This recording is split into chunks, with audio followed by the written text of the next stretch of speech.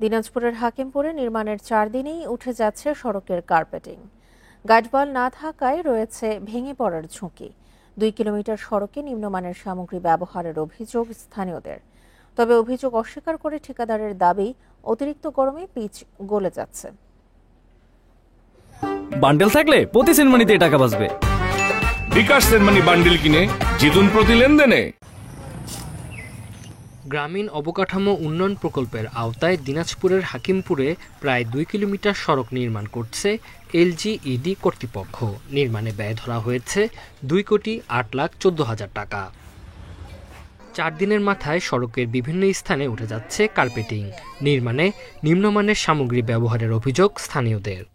এর নিচে যে ময়লাটা আছে, এই ময়লাটা ওরা ভালো করে পরিষ্কার করেনি। তারপর সামনে ওই যে পুকুরের সাইডে গাইডওয়াল দেওয়ার কথা ছিল, 150 মিটার আমরা এস্টিমেটে দেখলাম গাইডওয়ালটা বুঝতে যায়নি, ওই রকম কাজ করে গেছে। আজকে গ্রামবাসী সবাই মিলে রাস্তার কাজ আমরা ঠেকে দিয়েছি, যে আমাদের কাজ ভালোভাবে চাই। আমাদের যেটা মানে সরকার যত টাকা খরচ করেছে রাস্তার পিছনে, আমাদের জানি রাস্তাটা সুন্দরভাবে হয়। তবে অভিযোগ অস্বীকার করে ঠিকাদারের দাবি, শিডিউল মোতাবেক সড়কে কার্পেটিং করা হচ্ছে। এখন তো রোদের তাপমাত্রা ধরেন যে 34-35 ডিগ্রি তাপমাত্রা চলতেছি, এই তাপমাত্রা তো পিচ গলবেই। এলজিইডি কর্তৃপক্ষ বলছে, বিটুমিনের পরিমাণ ঠিকমতো আছে কিনা তা পরীক্ষার জন্য ল্যাবে পাঠানো হবে।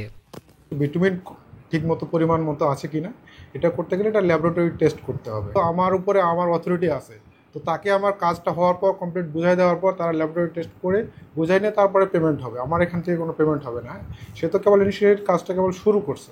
কাজ মানসম্পন্ন ও শিডিউল মোতাবেক হচ্ছে বলে জানান হাকিমপুর উপজেলা প্রকৌশলী। Independent news.